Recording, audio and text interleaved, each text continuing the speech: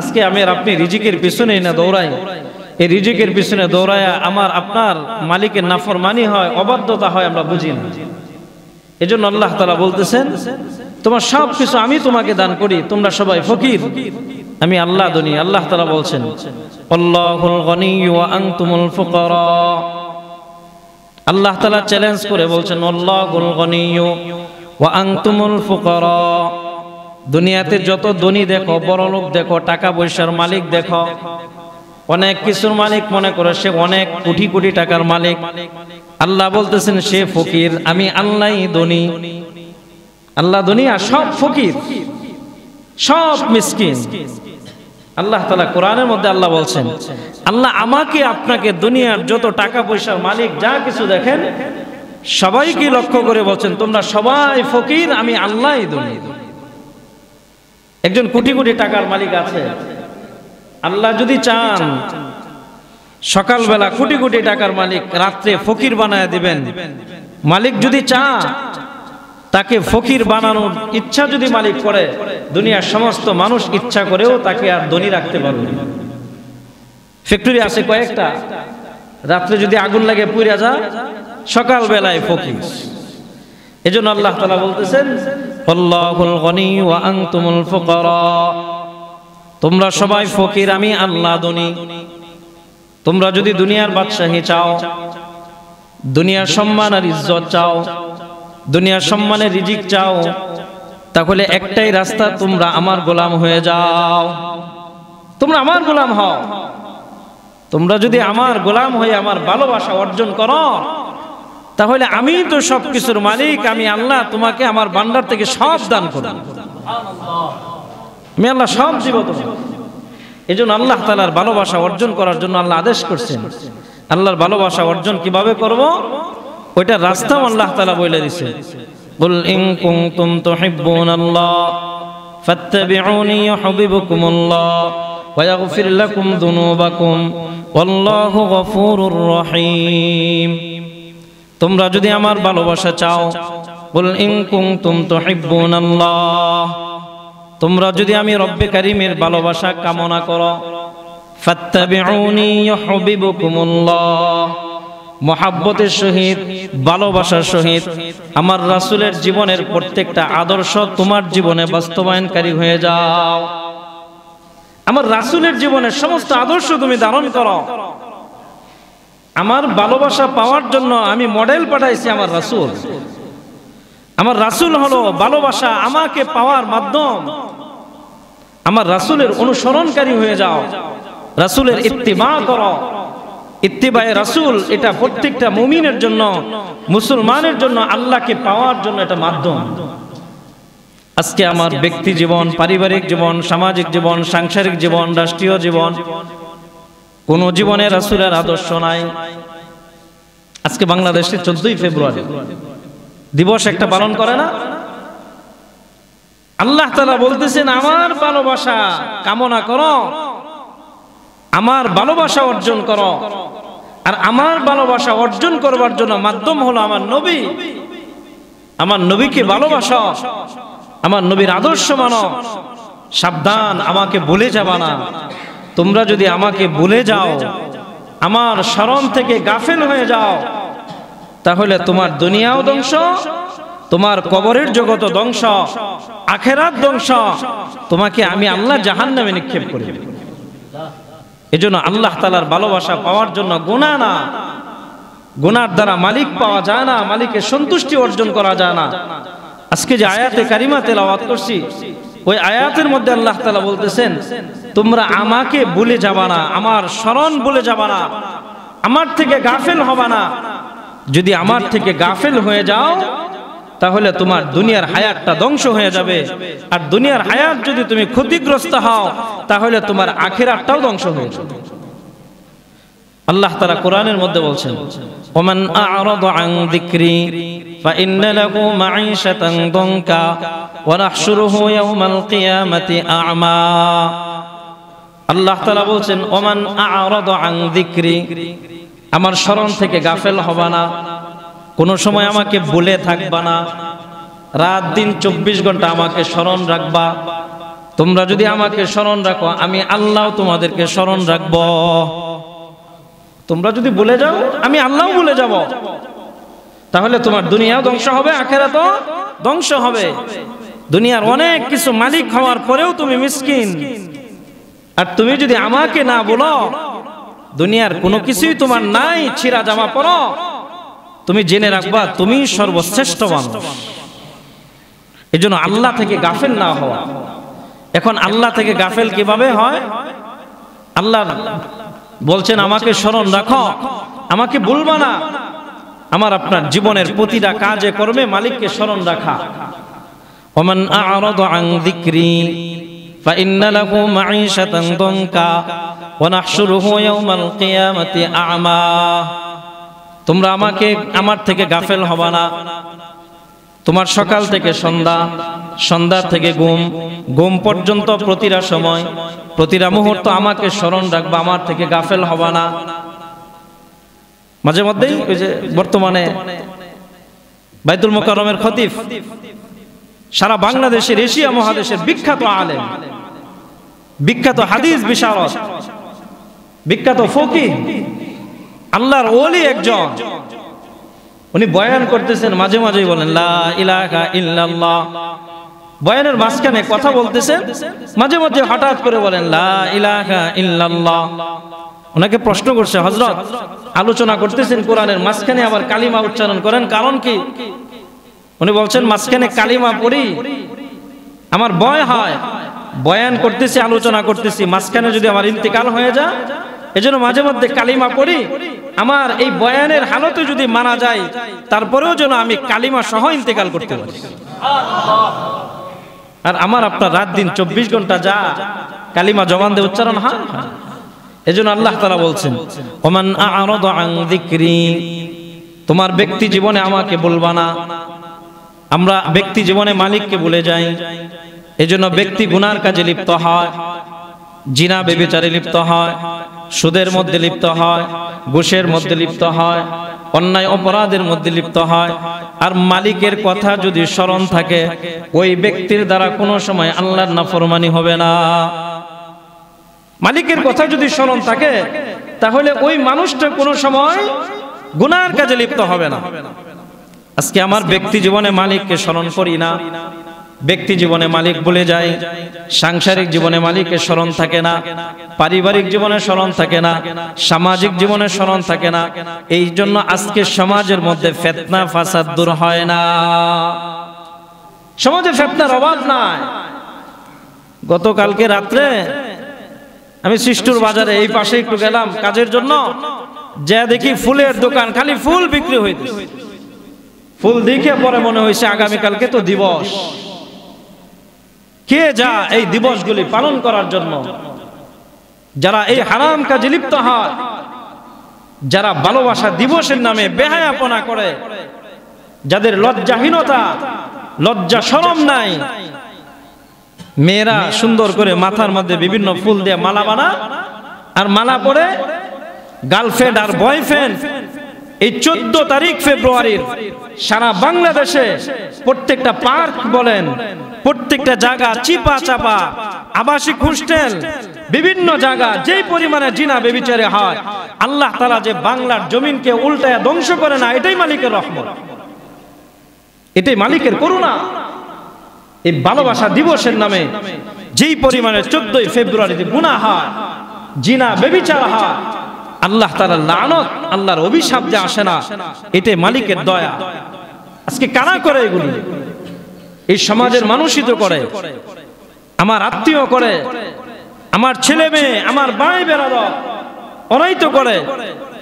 ভালোবাসার কোনো দিবস আছে? ভালোবাসার কোনো দিবস হয় না। আল্লাহ তাআলাকে বান্দা ভালোবাসবে একদিন আর 2 দিন, যেই দিন থেকে বুঝ আসছে ওই দিন থেকে মৃত্যু পর্যন্ত মালিকের ভালোবাসা কোন বান্দার দিলের মধ্যে যদি অল্প সময়ের জন্য নষ্ট হয়ে যায়, আর ওই হালতে যদি তার মৃত্যু হয়, তাহলে বেঈমানের হালতে সে মারা যায়। এজন্য প্রত্যেকটা মানুষের দিলের মধ্যে মৃত্যু পর্যন্ত তার অন্তরের মধ্যে ভালোবাসা থাকবে আল্লাহ তাআলা। এক মুহূর্তের জন্য, এক সেকেন্ডের জন্য মালিকের ভালোবাসা থেকে তার কলবটা শূন্য থাকবে না। রাসূলের প্রতি ভালোবাসা শূন্য থাকবে না। অল্প সময়ের জন্য রাসূলের প্রতি কেউ যদি বিদ্বেষ পোষণ করে তাহলে তার ঈমান থাকবে, সে তো বেঈমান আর কাফের হবে। আজকে যারা এই গুনাহ করে, এই শাবান মাস, বরকতি মাস, এই রহমতের মাস, ওদের ভিতরে অনুশোচনা নাই। কেন আজকে সমাজের অবক্ষয়, সমাজের এই অবস্থা, এই চিত্র কেন? এই চিত্র হওয়ার পিছনে কারণ হলো আল্লাহ তাআলা বলতেছেন, তোমরা আমাকে ভুইলা গেছো, তোমরা আমার শরণ থেকে গাফেল। এজন্য আজকে সমাজের অবক্ষয়, আজকে সমাজে ইসলাম প্রতিষ্ঠিত নাই, আমার ব্যক্তি জীবনে ইসলাম নাই, আমার সাংসারিক জীবনে ইসলাম নাই, আমার পারিবারিক জীবনে ইসলাম নাই, আমার রাষ্ট্রীয় জীবনে ইসলাম নাই। ইসলাম না থাকার কারণে আজকে রাষ্ট্রের অবক্ষয়, আন্তর্জাতিক পর্যায়ে ইসলাম না থাকার কারণে আজকে আন্তর্জাতিক পর্যায়ে অশান্তি, সমস্ত অশান্তির মূল হলো ইসলাম না থাকার কারণে। আজকে সারা বাংলাদেশের চিত্র দেখেন, মানুষে মানুষকে খুন করতে কোনো দ্বিধা করে না। মানুষ এখন রক্ত পিপাসু, এক মুসলমান আরেক মুসলমানের রক্ত খাইতে কোনো দ্বিধা করে না। এক মুসলমান আরেক মুসলমানের উপর জুলুমবাজি করতে দ্বিধা করে না। কারণটা কি? সাধারণ একটু অন্যায় যদি পা তিল থেকে যদি তাল হয় তাহলে তাকে মেরে ফেলে হত্যা করে, জুলুম করে, নির্জন ঘরের মধ্যে নিয়ে নির্যাতন করে, অস্বাভাবিক আচার আচরণ করে। কারণটা কি? এই সমস্ত কারণের সমস্ত কিছুর পিছনে কারণ হলো আল্লাহর শরণ না থাকা, আল্লাহকে ভুলে যাওয়া। আজকে আমার আপনার ব্যক্তি জীবন থেকে, পারিবারিক জীবন থেকে, সামাজিক জীবন, রাষ্ট্রীয় জীবন, প্রত্যেক জীবনে যদি ইসলাম থাকতো তাহলে ভালোবাসা দিবসের নামে কোনো কুলাঙ্গার, কোনো ছেলে মেয়ে আজকের কোনো পার্কে যায় কোনো বেহায়াপনা, নির্লজ্জপনা করতে পারতো না। আজকে মুসলমান যদি সকলে সুচ্চার থাকে, আজকে সুচ্চার না থাকার কারণে অমুসলিমদের একটা কৃষ্টি কালচার, যেটার দ্বারা মুসলমানের ঈমান নষ্ট হয়, মুসলমানদের আমল নষ্ট হয়, মুসলমান বেঈমান হয়ে যায়। এমন কার্যকলাপে লিপ্ত হয়। কারা হয়? আমি আর আপনি। বললাম আমি আর আপনি। বলবেন হুজুর আমি তো যাই না। আপনি যান না, আপনার মেয়ে যা, আপনি যান না, আপনার বোন যা, আপনার চাচাতো বোন যা। এটা আপনার দায়িত্ব। আপনি নিজে খালি জাহান্নাম থেকে বাঁচবেন হবে না। আল্লাহ বলেন তুমিও বাঁচো, তোমার পুরা পরিবারকে জাহান্নাম থেকে বাঁচাও। আমি বলছেন, এটা আল্লাহ বলছেন, ইয়া আইয়ুহাল্লাযীনা আমানু কু আনফুসাকুম ওয়া আহলিকুম নারা। তুমি জাহান্নামের আগুন থেকে বাঁচাও, তোমার আহালকে জাহান্নামের আগুন থেকে বাঁচাও। তুমি নিজে খালি বাঁচবা আর তোমার পরিবারের আশেপাশের লোকজন সব জাহান্নামের কাজ করবে, আর তুমি বুজুর্গ সাজবা, মসজিদে তুমি তাসবিহ ছড়া নিয়ে খালি সুবহানাল্লাহর জিকির করবা। ময়দানে মাশারে আল্লাহ বলবেন একে সহ লাথি দিয়া জাহান্নামে নিক্ষেপ কর। তোমার বুঝ ছিল কেন ওদেরকে বোঝাও নাই? কেন তোমার প্রতিবেশী গুনার কাজে লিপ্ত হয়, হারাম কাজে লিপ্ত হয়? তোমার দায়িত্ব ছিল এটা, তোমার প্রতিবেশী কেউ যেন কোনো বেহায়াপনা, নির্লজ্জপনা করতে না পারে। এই সমাজের যারা কর্ণধার তাদের দায়িত্ব যে আমার সমাজ থেকে একটা মানুষও ভালোবাসা দিবসের নামে কোনো কুলাঙ্গার দিবস যদি পালন করে কোনো ছেলে মেয়ে এলাকা ঢুকে, তাহলে ওকে শাস্তির ব্যবস্থা করা। যদি সমাজ ব্যবস্থা এমন হতো তাহলে এই সমাজের একটা ছেলে মেয়েও যাওয়ার সাহস করতে পারতো না। আজকে আমরা তো সমাজের অনেক বিচার আচার করি, কিন্তু এইগুলির দায়িত্ব নেই না। যেই জায়গা আমার ইসলাম নষ্ট হয়, যেই জায়গা আমার ঈমান নষ্ট হয়, একটা ছেলে আর একটা মেয়ের অবস্থা দেখে আরো সমাজের 5টা ছেলে মেয়ের চরিত্র নষ্ট হয়। আজকে আমরা ওইগুলি সুচ্চার না মনে করি, নিজে একটু নামাজ কালাম পড়লাম আর নিজেই আছে হক পথে আর সঠিক পথে। আল্লাহ বলবেন তোমার এই হক পথ থাকাটা তোমার জন্য জান্নাতে যাওয়ার উসিলা হবে না। তোমার এই হক পথে থাকার পরেও আল্লাহ তোমাকে জাহান্নামে নিক্ষেপ করবে। আমি গতকালকে বিয়ে পড়াই দিই, পরশুদিন 2টা বিয়ে একদিনে আমাকে নিয়ে গেছি বিয়ে পড়ানোর জন্য। যায় দেখে সমস্যা, একটা ছেলে একটা মেয়ের বয়স মনে হয় 13 বছর, নিয়ে গেছে আমাকে বিয়ে পড়ানোর জন্য। বলছে না এটা হবে না। 2টা ছেলে 2টা মেয়েকে নিয়ে বাইকে চলে আসছে। আজকে এই সমাজের চারিত্রিক অবক্ষয়, যতক্ষণ পর্যন্ত আমার আপনার এই জীবনে ইসলামকে আমরা পূর্ণাঙ্গ বাস্তবায়ন না করব, ততদিন পর্যন্ত আমার নামাজ, আমার রোজা, আমার হজ, যাকাত, আমার এই অল্প কিছু দান খয়রাত, অল্প কিছু ইবাদত দ্বারা জান্নাতে যেতে পারবে। জান্নাতে যাওয়া খুব কঠিন হয়ে দাঁড়ায়। এজন্য আল্লাহ তাআলা বলতেছেন, নিজে বাঁচাও, তোমার আহালকে বাঁচাও, ফিকির করো। আজকে আমার আপনার জীবনে কোরআন নাই, কোরআনকে পিছনে রাখি, কোরআনকে পশ্চাতে রাখি। কোরআন আমার আপনার জীবনে নাই, ব্যক্তি জীবনে কোরআন নাই, পারিবারিক জীবনে কোরআন নাই, সামাজিক জীবনে কোরআন নাই, কোরআনকে পিছনে রাখি। এজন্য আল্লাহ তাআলা বলতেছেন, আমার স্মরণ থেকে গাফেল হবে না। ওমান আ'রাদা আন যিকরি ফাইন্না লাহু মাঈশাতান দানকা ওয়া নাহশুরুহু ইয়াওমাল কিয়ামাতি আ'মা। আল্লাহকে স্মরণ রাখা, গাফিল না হওয়া। মুফাসসিরিনে কেরাম এই আয়াতের অনেক ব্যাখ্যা করছেন, এর মধ্যে একটা ব্যাখ্যা করছেন, আল্লাহর স্মরণ থেকে গাফিল হওয়ার একটা অর্থ হলো আল্লাহর কোরআনকে বাদ দেওয়া, নিজের ব্যক্তি জীবন থেকে কোরআন পরিহার করা, নিজের সামাজিক জীবন, নিজের পারিবারিক জীবন, আল্লাহ তাআলার কোরআনকে পশ্চাতে রাখা, কোরআনকে পিছনে রাখা, নিজের ব্যবসায়িক জীবন, চাকরি জীবন, নিজের রাষ্ট্রীয় জীবন, নিজের রাজনীতি জীবন, যত জীবন আছে সমস্ত জীবনের মধ্যে আল্লাহ তাআলার কোরআনকে সামনে রাখা চাই। যদি আল্লাহর কোরআন সামনে থাকে তখন আর তার দ্বারা অন্যায় অপরাধ হবে না। কোরআনকে পশ্চাতে রেখে আমার আপনার হায়াত যদি কাটায় আর শেষ করি, এই হালতে যদি মৃত্যু হয়ে যায়, এই হালতে যদি মারা যায়, সুফিয়ানে সাউরি রাহমাতুল্লাহি আলাইহি ওনার এক তাফসীরের কিতাবের মধ্যে লেখছেন, এই হালতে যদি কেউ মারা যায় যে তার ব্যক্তি জীবনে কোরআন ছিল না, পারিবারিক জীবনে কোরআন ছিল না, সামাজিক জীবনে কোরআনের হুকুম ছিল না, কোরআন একভাবে বলছে, তার জীবন চালাচ্ছে আর একভাবে, ওইভাবে যদি ওই হালতে সে মারা যায়, কবরে মারা যাওয়ার পরে কবরের দুই পাশের মাটি এমন ভাবে চাপ দিবে, এক পাজরের হাড্ডি আরেক পাজরে ঢুকায়া ভেঙ্গে চুরমার করে দিবে। তাকে কবরে আযাব থেকে কেউ বাঁচাতে পারবে না। আজকে আমি আর আপনি চিন্তা করি, আমার ব্যক্তি জীবনে কোরআন আছে কিনা, কোরআন যেভাবে বলে আমার জীবন ওইভাবে পরিচালিত হয় কিনা। কোরআন তো বলে তুমি পর্দা করো, তোমার স্ত্রীকে পর্দার ভিতরে রাখো, তোমার যুবতী মেয়েকে পর্দার ভিতরে রাখো, তোমার যুবতী বোনকে পর্দার ভিতরে রাখো, তোমার মাকে পর্দার ভিতরে রাখো, তোমার আত্মীয় স্বজন, চাচাতো বোন, খালাতো বোন, ওরা বুঝে না, ওদেরকে বুঝায় পর্দার ভিতরে ঢুকায়া দাও। এটা শরীয়তের বিধান। নামাজ পড়া ফরজ, আর তুমি নামাজ আর হাজি আর গাজী সাজ্জ। তোমার মেয়েটা বেপর্দা, ইউনিভার্সিটিতে পড়াশোনা করে, বেহায়াপনা করে, 10টা 5টা ছেলের সাথে উঠা বসা করে, শরীয়ত হুকুম মানে না, পর্দা মানে না, তোমার নামাজ, ওই মেয়ে যখন জাহান্নামে যাবে তখন আল্লাহ তাআলাকে বলবে, আমার বাবা পর্দার হুকুম কোনোদিন বলে নাই, বাবাকে আগে দাও। বাবার বুকটার উপর পাড়া দিয়া মেয়ে বাবাকে টাইনা জাহান্নামে নিয়ে যাবে। খুব সাবধান। যদি ইসলাম আমার ব্যক্তি জীবন থেকে, আমার পারিবারিক সামাজিক জীবন যদি ইসলামকে, কোরআনকে পশ্চাতে রাখে, কোরআনের হুকুমকে যদি পিছনে রাখে, শুধু কি তাই, কোরআনকে পিছনে যারা রাখবে, ময়দানে মাশরে আল্লাহ তাআলার ভয়াবহ কয়েকটা অবস্থা হবে। এর মধ্যে সবচেয়ে কঠিন অবস্থা হবে হাশরের ময়দানে।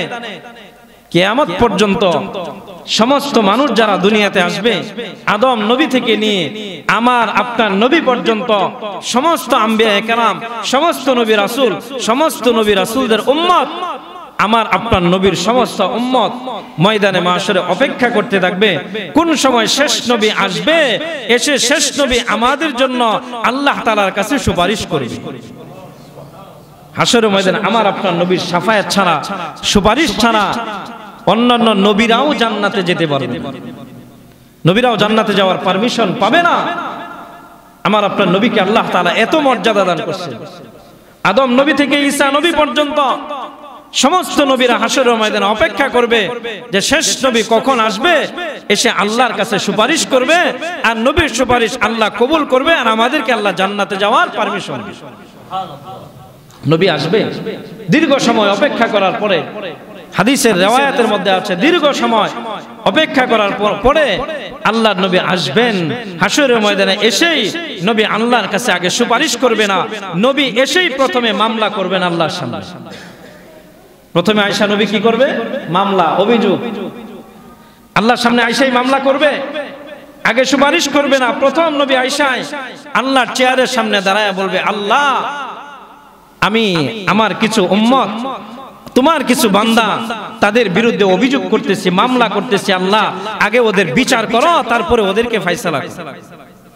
আল্লাহর নবী যদি সুপারিশ না করে আমার আপনার বিরুদ্ধে মামলা করে, তাহলে আমাকে আপনাকে আল্লাহর জাহান্নামের আগুন থেকে বাঁচানোর ক্ষমতার কারণ নাই। খুব ভালো করে বুঝবেন, নবী আয়েশা প্রথম মামলা করবে, কোরআনে আছে وقال الرسول يا ربي إن قوم اتخذوا هذا القرآن مهجورا।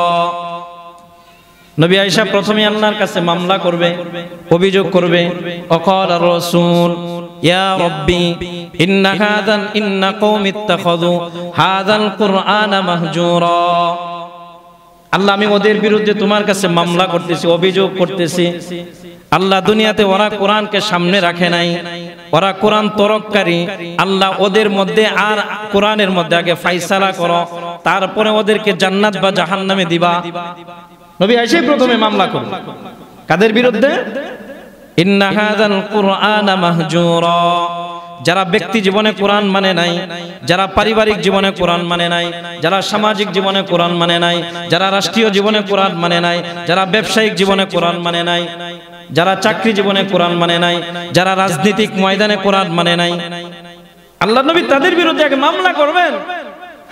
নবী মামলা করে বসবে, এইটা হবে হাসরের ময়দানে সবচেয়ে ভয়াবহ চিত্র। এর চেয়ে আর ভয়াবহ অবস্থা হবে না। নবী মামলা করবেন আর আল্লাহ মামলাটা গ্রহণ করবেন। তখন তাদের অবস্থাগুলি কেমন হবে ওইটাও আল্লাহ তাআলা কোরআনের আরেক আয়াতের মধ্যে বলছেন। আল্লাহ তাআলা আরেক আয়াতের মধ্যে বলছেন, ওমাই ইউরিদ আন যিকরি রাব্বি ওমাই ইউরিদ আন যিকরি রাব্বি। আল্লাহ তাআলা বলছেন অবস্থাটা কেমন হবে? তখন আল্লাহ যখন মামলা করবে, মামলা করার পরে তারা তাদের হাতগুলি কামড়াইতে থাকবে, কামড়ায়া নিজের হাতের গোশতগুলি খাইতে থাকবে। এত পেরেশানি ধরবে তারা, এত পেরেশানির মধ্যে পড়ে যাবে। তখন আল্লাহ তাআলা নবী বলবেন হাত কামড়ায়া খাক, আর যেইটাই করো আল্লাহ ওদের মধ্যে ফায়সালা না করা পর্যন্ত তোমার কাছে মামলা করলাম। ব্যক্তি জীবনে ওরা কোরআনকে পশ্চাতে রাখছে, কোরআন তো তেলাওয়াত করেই নাই, কোরআনের হুকুম তো পালন করেই নাই। যদি কোরআনের হুকুম পালনকারী আমরা হই, তাহলে বেনামাজি ঘরের মধ্যে থাকার কথা না, শাবান মাসে মুসল্লি অভাব হওয়ার কথা না, ঘরের মধ্যে ফজরের নামাজে মুসল্লি নাই। কারণটা কি? ব্যক্তি জীবনে কোরআন নাই, এজন্য ফজরের নামাজে মুসল্লি নাই। এক কাতার আর দুই কাতার। মনে করছেন আমি জুমার দিন নামাজ পড়ার খবর নেই না? ইমাম সাহেবকে তো প্রতিদিন জিজ্ঞাসা করি ফজরের নামাজে মুসল্লি কয়জন হয়। ইমাম সাহেবের কাছে রিপোর্ট নেই, গইনা আজকে 10 জন হয়েছে না 15 জন 20 জন, খবর নেই আমি। আজকে ব্যক্তি জীবন থেকে আমার আপনার কোরআন নাই। আপনি নিজেকে অনেক ভালো মনে করেন, আল্লাহ বলছেন তুমি সবচেয়ে নিকৃষ্ট, তুমি সবচেয়ে খারাপ। হাজারো নিয়ামত দান করার পরে রাতে ঘুমায় থাকো, তোমার ঘরে কম্বল মুড়ি দিয়ে ঘুমাও, আর আমি মালিক ফজরের সময় তোমাকে ডাকি আমার ঘরে আসার জন্য, তুমি আসো না। আবার নিজেকে মনে করো তুমি খুব পরেশগার, খুব ভালো মানুষ, তুমি হাজি আর গাজী হতে পারো। আল্লাহ তাআলা বলছেন আমার কোরআনকে না মানার কারণে আমি তোকে জান্নাত দিব না, তোকে লাথি দিয়ে জাহান্নামে নিক্ষেপ করব। আজকে আমার ব্যক্তি জীবনে যদি কোরআন থাকতো, তাহলে সংসারে অভাব থাকতো না। কারণ কি? কোরআন তো বারাকাত। কোরআন কি? মুবারাকুন ফিহি। কোরআন হলো বারাকাত। কোরআন যার জীবনে বাস্তবায়ন থাকবে, দুনিয়াতেও তার জন্য বরকতের ফায়সালা হবে। আর কোরআন যার জীবনে থাকবে, দুনিয়াতেও বরকত প্রাপ্ত হবে, আর কবর থেকে এমন নিয়ামত আর বরকত শুরু হবে, আল্লাহ তাআলা ওই বরকতের মধ্যে উঠায়া তাকে বিনা হিসাবে জান্নাত দান করবেন। কোরআন তো বরকত, কোরআন তেলাওয়াত করলেই বরকত না? একটা সূরার মহব্বত করেন। হাদিসের মধ্যে রাসূল বলছেন, হাদিসের মধ্যে আছে রাসূল যাইতেছেন রাস্তা দিয়া, আর নবীর এক সাহাবী পড়তেছে কোরআন, বিসমিল্লাহির রহমানির রহিম, কুল হুয়াল্লাহু আহাদ আল্লাহুস সামাদ লাম ইয়ালিদ ওয়া লাম ইউলাদ ওয়া লাম ইয়াকুল লাহু কুফুয়ান আহাদ। নবীর সাথে সাহাবীরা ছিল। নবী বলছেন ওয়াজাবাত। সাহাবীরা বলছেন ইয়া রাসূলুল্লাহ বুঝি নাই। আল্লাহর নবী বলছেন ওয়াজাবাত, তার জন্য ওয়াজিব হয়ে গেল। সাহাবীরা আবার প্রশ্ন করছেন ইয়া রাসূলুল্লাহ ওয়াজাবাত কি? আল্লাহ নবী বলছেন সূরা ইখলাস মুহাব্বত করে তেলাওয়াত করতেছে, আল্লাহ তাআলা এর বিনিময়ে তাকে জান্নাত দান করে দিয়েছে। তার জন্য জান্নাত ওয়াজিব হয়ে গেছে। সূরা ইখলাস সে তেলাওয়াত করতেছে মুহাব্বতের সহিত। আজকে সকাল থেকে এই পর্যন্ত একবার আল্লাহর নাম নিছি জুমাতে আসার আগে? তাহলে আমার ব্যক্তি জীবনে কোরআন নাই। কোরআন না থাকার কারণে, আমার এই কোরআন থেকে শূন্য হওয়ার কারণে আমি দুনিয়াতেও বরকত শূন্য, আখিরাতেও হব বরকত শূন্য। আল্লাহ তাআলা নবী আলাইহিস সালাতু ওয়াস সালাম, আজকে আমরা কোরআন মানি না কেন? কোরআন না মানার কিছু কারণ আছে। বলে হুজুর সামাজিক কারণ, সামাজিক বিভিন্ন কর্মকাণ্ডের জন্য কোরআন মানতে পারি না, কি করব? সামাজিক সবকিছু রক্ষা করার জন্য কোরআন মানা যায় না। পর্দা পুশিদা যদি ওইভাবে মানি তাহলে মানুষ বলবে এটা পাগল হয়ে গেছে এক রুখা। আরে মানুষ পাগল বলো, আমি ইসলাম মানার কারণে মানুষ যদি আমাকে পাগল বলে তাহলে তো আমি নবীর একটা সুন্নাত আদায় করতে পারলাম। আমার নবীকেও তো কাফেররা পাগল বলছে। আমি নবীর উম্মত, আমিও গালি খাইলাম আমি পাগল। আজকে আমি মানুষের একটা কথা শোনার জন্য ইসলামকে বাদ দেই, আল্লাহ অসন্তুষ্ট হয়, আল্লাহ নারাজ হয়, এমন কাজ করি। এই কাজটা মিলে কার সাথে? কাফেরদের সাথে। নবী আলাইহিস সালাতু ওয়াস সালামের জামানা যখন আবু জেহেল যখন মক্কার leader, Abu Jahl, Utba, শাইবা, মুগীরা, Umayya ইবনে খালাফ, উমাইয়া ইবনে খালাফকে হযরত বেলালের মনিব ছিল। হযরত বেলাল রাদিয়াল্লাহু আনহু যার গোলাম ছিলেন তার মালিকের নাম ছিল উমাইয়া ইবনে খালাফ। আর উমাইয়া ইবনে খালাফের আরেক ভাইয়ের নাম ছিল উবাই ইবনে খালাফ। আর তাদেরই একজন সাথী ছিল উকবা ইবনে আবি মুঈত। হাদিসের মধ্যে আছে উকবা ইবনে আবি মুঈত। এই উকবা ইবনে আবি মুঈত সে কাফের ছিল, অমুসলিম। তার কিছু কৃষ্টি কালচার ভালো ছিল। একটা ভালো গুণ ছিল তার, সে ব্যবসা করত। ব্যবসার টাকা যখন লভ্যাংশ আসতো, লভ্যাংশ 3 ভাগ করত। 1 ভাগ করে ফকির মিসকিনকে দান করে দিত, আরেক ভাগ আত্মীয় স্বজনের মধ্যে বিলি করে বা দাওয়াত খাওয়ায় শেষ করত, আরেক ভাগ নিজের পরিবারের খরচের জন্য রাখত। আজকে আমরা যারা উপার্জন করি সম্পদ 3 ভাগে বিভক্ত করি না। এটা নবীর সুন্নাত। তোমার হালাল পন্থা রিজিক আল্লাহ তাআলা দান করছে, এটা ভাগ করো, 3 ভাগ করো। কুরবানির সময় গোশত যেরকম 3 ভাগ করি, সুন্নাত, এটাও সুন্নাত। তোমার সম্পদের কিছু ভাগ ফকির মিসকিনকে দান করো। তোমার আত্মীয় স্বজনের হক আছে, ওইগুলো আদায় করো। আর বাকিরা তোমার পরিবারের জন্য খরচ করো। উকবা ইবনে আবি মুঈত কাফের ছিল। মক্কার যখন কুরাইশ বংশের নেতৃত্ব স্থানীয় যারা ছিল, নেতা ছিল, মন্ত্রী পরিষদের সদস্য ছিল উকবা ইবনে আবি মুঈত, সে তার ব্যবসার লভ্যাংশের টাকা আসতো। আর প্রতি বছর যে টাকা আসতো ওই টাকা দেয়া মক্কার ভালো ভালো মানুষকে দাওয়াত করে খাওয়াইতো। এখন 1 বছর লভ্যাংশের টাকা আসছে, সে তার স্ত্রীকে নিয়ে চিন্তা করতেছে এই বছর লভ্যাংশের টাকা দেয়া ভালো মানুষ কাকে খাওয়ানো যায়। স্বামী আর স্ত্রী দুইজনে মিলে পরামর্শ করে বলতেছে তাহলে আবু জেহেলকে খাওয়াই। তার স্ত্রী বলে না, আবু জেহেল না, বলে উতবা, শাইবা, ওদেরকে খাওয়াই তো না। তাহলে মক্কা খুঁজে দেখো সবচেয়ে ভালো মানুষকে। তারা স্বামী আর স্ত্রী দুইজনে মিলে পরামর্শ করে সিদ্ধান্তের মধ্যে উপনীত হয়েছে মক্কার সবচেয়ে ভালো মানুষ বর্তমানে আব্দুল্লাহর ছেলে মুহাম্মদ ছাড়া আর কেউ না। সুবহানাল্লাহ। মক্কার সবচেয়ে ভালো মানুষ বলছে তাহলে মুহাম্মদ কি দাওয়াত খাওয়াই, সে তো নবী মানে না। আব্দুল্লাহর ছেলে মুহাম্মদ বলে নবীর কাছে দাওয়াত নিয়ে গেছে, যে বলছে আব্দুল্লাহর ছেলে মুহাম্মদ, তোমাকে আগামীকালকে আমার বাড়িতে একটু দাওয়াত, ভালো মন্দ একটু রান্না করব, তুমি তোমার সাথীদেরকে নিয়ে আমার বাড়িতে একটু দাওয়াত খাইতে যাইবা। উকবা ইবনে আবি মুঈতের দাওয়াত আমার আপনার নবী গ্রহণ করছেন। বলছেন ঠিক আছে, কালকে আসব, রাত্রের বেলা তোমার ঘরে দাওয়াত খাইতে। নবী রাত্রে চলেও গেছেন। উকবা ইবনে আবি মুঈত তার সামর্থ্য অনুযায়ী, সাধ্য অনুযায়ী আল্লাহর নবীকে খাওয়াবে, সবচেয়ে ভালো মানুষকে খাওয়াবে, মক্কার সবচেয়ে উত্তম মানুষকে খাওয়াবে।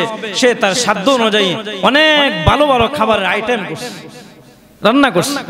আর আল্লাহ তাআলা তাফসীরের কিতাবের মধ্যে মুফাসসিরিনে কেরাম লেখেন, আল্লাহ তাআলা নবীর এই টুকুন ভালোবাসা তার ভিতর থেকে প্রকাশ হওয়ার কারণে আল্লাহ তাআলা তাকে কালিমা পড়ে মুসলমান হওয়ার তৌফিক দান করে দিয়েছে। আমার নবীকে ভালোবাস না, যাও তোমাকে নিয়ামত দান করলাম, কালিমা দান করে দিলাম। কিন্তু কালিমা ধরে রাখতে পারে নাই। পরে বলতেছি কালিমা রাখতে পারে নাই। উকবা ইবনে আবি মুআইতের বাড়িতে নবী সাহাবীদের কিনে রাত্রি বেলা দাওয়াত খেতে গেছে। রাত্রে দাওয়াত খেতে গেছেন, তখন নবী বলছেন দস্তরখান বিছাও। দস্তরখানের ব্যবস্থা করে মাটিতে খাবারের ব্যবস্থা করছে। খাবার সামনে দেওয়া হয়েছে, খাবার খাবে, নবী চুপচাপ বসা, খাবার গ্রহণ করে না। উকবা ইবনে আবি মুআইত বলতেছে, আব্দুল্লাহর ছেলে মুহাম্মদ, খাবার খাও না কেন? বলছে তোমার খাবার খাবো, শর্ত আছে একটা, যদি শর্ত পূরণ করো তাহলে খাবার খাবো, না হয়তো চলে যাব। বলছে কি শর্ত? বলছে তুমি যদি কালিমা পড়ে এই মুহূর্তে মুসলমান হও তাহলেই তোমার খাবার খাবো, আর না হয়তো খাবার খাবো না। উকবা ইবনে আবি মুআইত আল্লাহর নবীকে মহব্বত করার কারণে তার দিলটা নরম করে দিয়েছেন। ওই সময় ওই মুহূর্তে সে বলতেছে হাসি দেয়া, আব্দুল্লাহর ছেলে মুহাম্মদ, এটা কোনো কথা? তুমি একটা দলের নেতা, লিডার, তোমার এই কথার জন্য আমার বাড়ি থেকে না খেয়ে চলে যাবা? এটা হয় না। আমাকে এই মুহূর্তে কালিমা পড়াও, আমি তোমার সাথে কালিমা পড়ে মুসলমান হয়ে গেলাম। সে কালিমা পড়ে মুসলমান হয়ে গেছে।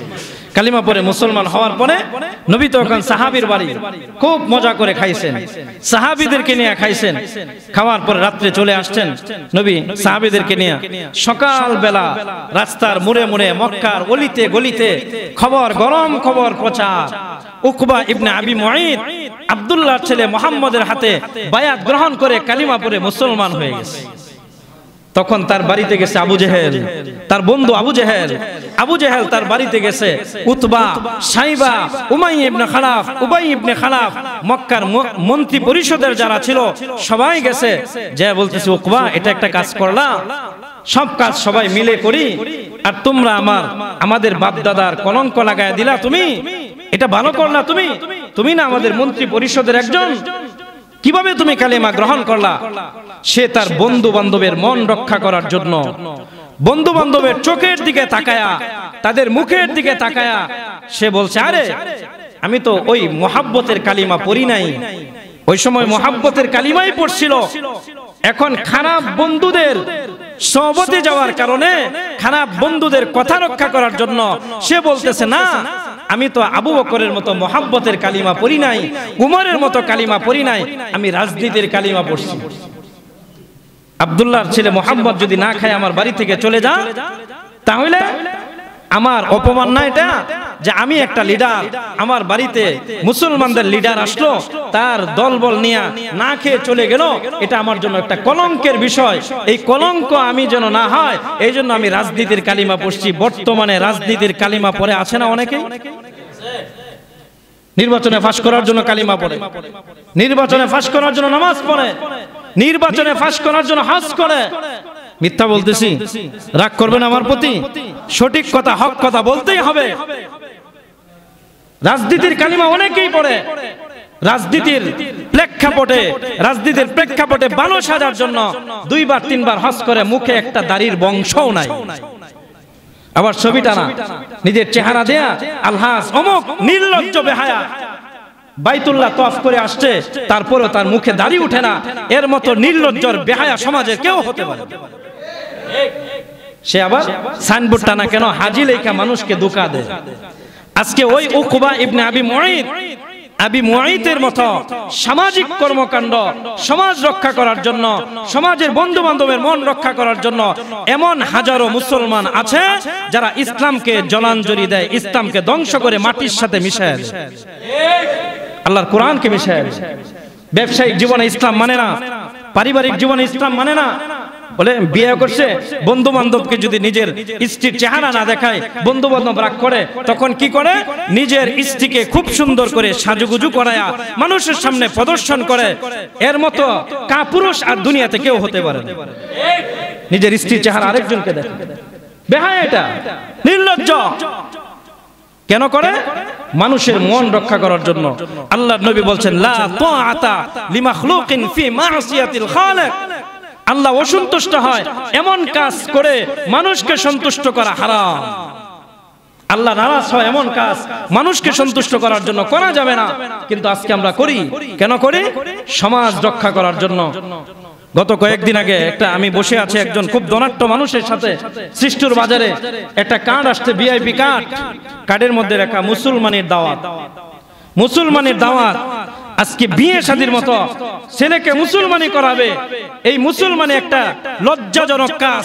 এটাকে প্রকাশ করার জন্য আজকে সমাজের রন্ধ্রে রন্ধ্রে বিভিন্ন জায়গা, প্রত্যেকটা বাসা বাড়িতে ইসলাম না থাকার কারণে ছেলের মুসলমানির অনুষ্ঠান করে আর মানুষকে কাট করে দাওয়াত দেয়। এটা হারাম, এটা হারাম। কে বলছে আপনাকে এটা করার? আজকে ইসলাম না থাকার কারণে, কোরআনকে পশ্চাতে রাখার কারণে মুসলমানের প্রোগ্রাম করা নিষেধ। আজকে আমরা কেন করি? টাকা কামানোর জন্য। দাওয়াত দিয়ে টাকা কামাই করা হলো ইচ্ছা। এটা হলো গোপনীয় একটা বিষয়। তোমার ছেলেকে হত্যা করা বা গোপনে করা লজ্জাকর একটা বিষয়। আজকে তোমার মেয়ে ছেলেকে বিয়ে দিবা, মসজিদে বিয়ের আয়োজন করো। অল্প কয়েকজন মানুষ যে মেয়ের বাড়ি থেকে তোমার পুত্রবধূ উঠায় নিয়ে আসো, তোমার বাড়িতে ওলিমার দাওয়াত করো, কাট না, নো কাট, কোনো কাট থাকবে না। মানুষকে দাওয়ায়ের ব্যবসা করা, যে টেবিল একটা দিয়ে বসে থাকে আর কাট করে আয়সা আয়সা টাকা দিবে, খরচ করবে 50,000 আর কামাই করবে 1 লাখ। এটার নাম ইসলাম? এটা ইসলাম অনুমোদন দেয় না। অনেকের কাছে তিক্ত লাগতে পারে কথা, প্রাসঙ্গিক আসছে জন্য বলতেই হবে। উকবা ইবনে আবি মুআইদ রাজনীতির বলছে, আমি তো আব্দুল্লাহর ছেলে মুহাম্মদের কালিমা গ্রহণ করছি, আবু বকরের মতো মুহাব্বতের কালিমা গ্রহণ করি নাই, উমরের মতো কালিমা গ্রহণ করি নাই। আমি তো রাজনীতির একটা চালবাজি খেললাম, ওই চালবাজি বাস্তবায়ন করার জন্য আমি আমার ইজ্জত বাঁচানোর জন্য কালিমাটা গ্রহণ করছি। আবু জাহেল বলতেছে, যদি তাই হয় তাহলে এটা প্রমাণ করো। বলছে, কি প্রমাণ? কি প্রমাণ চাও? বলছে, এখন আমাদের সাথে যাবা, যে আব্দুল্লাহর ছেলে মুহাম্মদকে যায় বলবা, তোমার কাছ থেকে যে কালিমা গ্রহণ করছিলাম, তোমার কাছে তোমার কালিমা রিটার্ন নিয়ে আসলাম।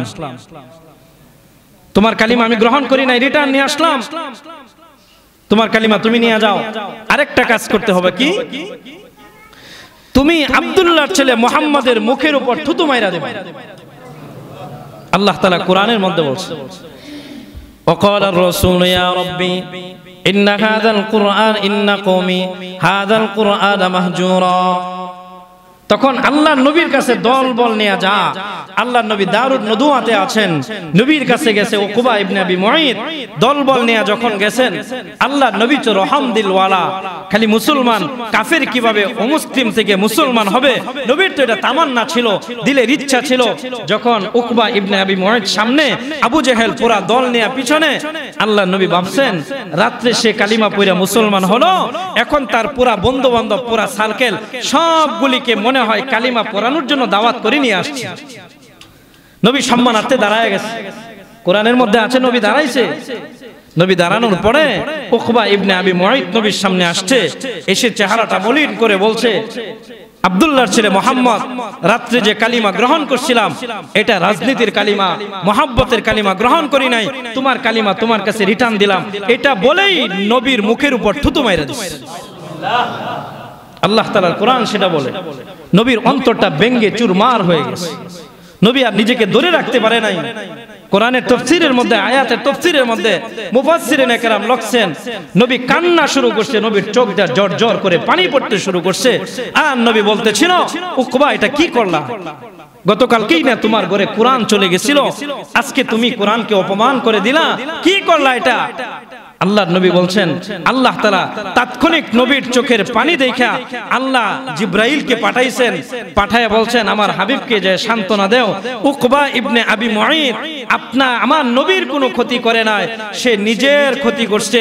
ময়দানে মাশরে উকবা ইবনে আবি মুআইদ হাসরের ময়দানে এমন অবস্থা দাঁড়াবে যে সে হাসরের ময়দানে দাঁড়ায়া মানুষকে চিল্লাচিল্লি করে ডাকতে থাকবে আর বলতে থাকবে, এ হাসরের ময়দানের মানুষ, দেখো আমার ঘরে কোরআন চলে গেছিল, আমি কোরআনকে মানি নাই, কোরআনকে ধরে রাখি নাই, আমি কোরআনের উপর থুতু মাইরা দিছিলাম, এই জন্য আজকে আমার এই শাস্তি।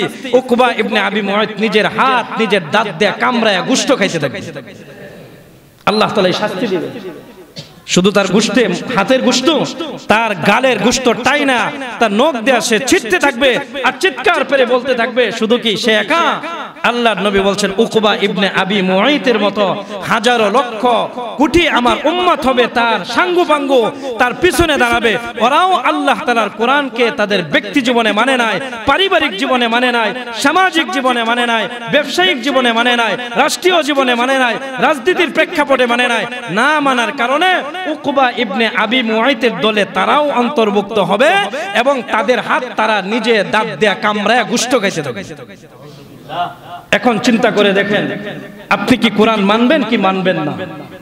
আপনার ব্যক্তি জীবনে, আমার ব্যক্তি জীবনে কোরআন মানার দরকার আছে কিনা? যদি কোরআন না মানি তাহলে আমার অবস্থা এমন হবে, মামলা করবেন কে? আল্লাহ নবী। আল্লাহ নবী মামলা করবেন, এটা আমার কথা না, নবী বলছেন। আল্লাহ কোরআনের আয়াত নাযিল করছেন, ওয়াকালার রাসূল ইয়া রাব্বি ইন্না কওমি ইত্তাখাযু হাযাল কুরআনা মাহজুরা। আল্লাহর নবী মামলা করবে। ওয়াকালার রাসূল, আল্লাহর নবী বলবেন আল্লাহর সামনে, ওয়াকালা রাব্বি ইন্না কওমি ইত্তাখাযু হাযাল কুরআনা মাহজুরা। আল্লাহ কোরআনকে তারা তরককারী ছিল, কোরআন তারা মানে নাই, ব্যক্তি জীবনে কোরআন মানে নাই, সাংসারিক জীবনে কোরআন মানে নাই, পারিবারিক জীবনে কোরআন মানে নাই, তার ব্যবসায়ী জীবনে কোরআন মানে নাই, সামাজিক জীবনে কোরআন মানে নাই।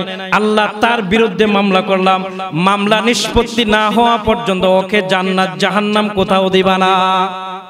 আল্লাহ নবী মামলা করলেন। আমার আপনার বিরুদ্ধে নবী যদি মামলা করে তাহলে জান্নাতে সুপারিশ করে নিয়ে যাওয়ার মতো আর কারো ক্ষমতা নেই।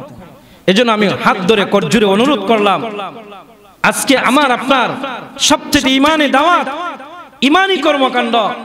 আল্লাহ তাআলা কমসে কম যুবক ভাইয়েরা যারা আছো, দুইটা পা ধরে বলি, আমার ছোট ভাই যারা আছো, দুইটা পা ধরে তোমার গার্লফ্রেন্ড আর বয়ফ্রেন্ড আজকের দিনে কোনো বেহায়াপনা করার জন্য যাবা না।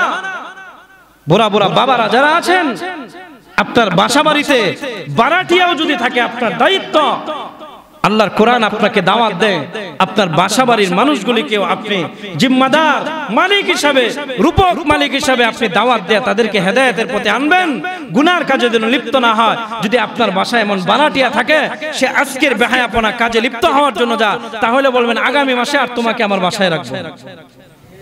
এটা আমার ইমানি দায়িত্ব, এটুকু আপনি পালন করবেন। ময়দানে মাশারে আল্লাহর সামনে আপনার জবাবদিহিতা করতে হবে না। আজকে রাতটা হলো শবে বরাতের রাত, যে রাতটা আসতেছে শবে বরাতের রাত। কমসে কম বাবা ভাই আপনার পায়ে ধরে বলি, আল্লাহর কোরআনকে পশ্চাৎকারী আমরা হব না। আমার আপনার জীবনের প্রতিটা কাজ, প্রতিটা কর্ম আল্লাহর কোরআনকে সামনে রেখে কদম কদম চলার চেষ্টা করব। তাহলে আল্লাহর কোরআন আমার আপনার জন্য সুপারিশ করবে এবং আমার আপনার নবী সুপারিশ করে নবীর সাথে আল্লাহ তাআলার জান্নাতে ঢুকায় দিবে। এজন্য আল্লাহ তাআলার কোরআনকে আমি আর আপনি যেন পশ্চাতে না রাখি। বাকি আলোচনা শেষ করতে পারি না, আগামী সপ্তাহে ইনশাআল্লাহ। আল্লাহ তাআলা যে আয়াতের কারিমা তেলাওয়াত করছিলাম, আল্লাহ বলছেন আমার জিকির থেকে গাফেল হবে না। আল্লাহর জিকির কোনটা? আল্লাহর জিকিরের অর্থ হলো একটা, যে আমার আপনার ব্যক্তি জীবন থেকে প্রত্যেকটা জীবনে আল্লাহর কোরআনের হুকুম কি কি আছে, কোন জায়গা কি হুকুম, ওই হুকুমটা পূর্ণাঙ্গ বাস্তবায়ন করার নাম হলো আল্লাহর জিকির। খালি তাসবিহ নিয়ে খালি সুবহানাল্লাহ সুবহানাল্লাহ পড়ার নাম জিকির না, এটা তো বাহ্যিক একটা জিকির। আমার আপনার অভ্যন্তরীণ বাহ্যিক যত আছে সব কিছুর মধ্যে আল্লাহর হুকুম বাস্তবায়ন করা, এর নাম হলো তাকওয়া, এর নাম হলো আল্লাহর জিকির। এইভাবে যদি আল্লাহ তাআলার জিকিরে আমি আর আপনি লিপ্ত থাকি, তাহলে আল্লাহর কসম করে বলা যায় ওই তাকওয়াবান মুসলমানকে মারা যাওয়ার সময় আল্লাহ সাহায্য করবে, কবরে আল্লাহ সাহায্য করবে, হাসরে আল্লাহ সাহায্য করবে, আল্লাহ তাআলা ফুলসিরাতে সাহায্য করবে। বিজলির আকারে ফুলসিরাত পাড়ি দিয়া মুহূর্তের মধ্যে আল্লাহর জান্নাতের নিয়ামত তাকে দান করে দিবে। আল্লাহ তাআলা আমাকে এবং সকলকে আমলের তৌফিক দান করুক। আজকে রাতটা কি? শবে বরাতের রাত। আজকে রাত কান্নাকাটি করার রাত, চোখ দিয়ে পানি জড়ানোর রাত। রাত্রে ইনশাআল্লাহ রাত্রে শবে বরাত সম্পর্কে আলোচনা হবে। দিনের বেলা আলোচনা করলাম মানুষের ভালোবাসা না, আমরা রূপক ভালোবাসা না, আমার আপনার দিলে ভালোবাসা অর্জন করতে হবে কার? আল্লাহ। আর আল্লাহর ভালোবাসা অর্জন করার জন্য মানতে হবে কি? কোরআন। কোরআনের হুকুম মানলেই আল্লাহর ভালোবাসা অর্জন হবে। আর আল্লাহর ভালোবাসা যদি অর্জন হয়, আমি দুনিয়াতেও বাদশা, আখিরাতেও বাদশা, দু জাহানের বাদশা। দুনিয়াতেও শান্তি দিবেন আল্লাহ, আর আখিরাতে চূড়ান্ত শান্তির ফয়সালা করে দিবেন কে? আল্লাহ। এজন্য আজকে রাত্রে শবে বরাতের আলোচনা হবে এবং আমরা সকলেই মিলে বিগত 11 মাসের গুনাহ খাতার জন্য মালিকের কাছে তওবা ইস্তিগফার করে চোখ দিয়ে পানি জড়ায় মসজিদের জমিনকে ভিজানোর চেষ্টা করব। তাহলেই আল্লাহ তাআলা আমার আপনার জীবনের গুনাহ মাফ করে আমাকে আপনাকে পরিশুদ্ধ করে আগত রমজান মাস হক আদায় করে রমজানে আল্লাহর গোলামি করার তৌফিক মালিক দিয়ে দিবেন। আল্লাহ তাআলা আমাদের সকলকে আমল করার এবং বোঝার তৌফিক দান করুন।